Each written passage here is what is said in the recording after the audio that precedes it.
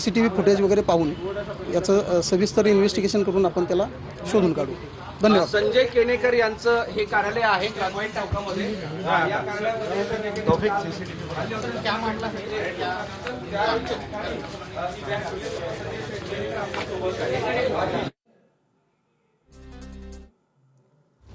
छत्रपती संभाजीनगरमध्ये भाजपा आमदार संजय केनेकर यांच्या संपर्क कार्यालयामध्ये एक पिस्तूल बॅगेमध्ये आढळलेली होती आणि आता संजय केनेकर देखील काही वेळापूर्वी कार्यालयामध्ये पोहोचलेले आहेत। या ठिकाणी स्थानिकांचा, नागरिकांचा, कार्यकर्त्यांचा राबता असतो आणि सकाळी 7च्या दरम्यान ही बॅग जी आहे ती कोणीतरी या ठिकाणी ठेवून गेलं अशी माहिती केनेकर यांच्याकडून देण्यात आली। मात्र ज्या वेळेला या बॅगेमध्ये पिस्तूल आढळलं त्यावेळेला केनेकरांशी संपर्क साधण्यात आला। केनेकर स्वतः या ठिकाणी आले।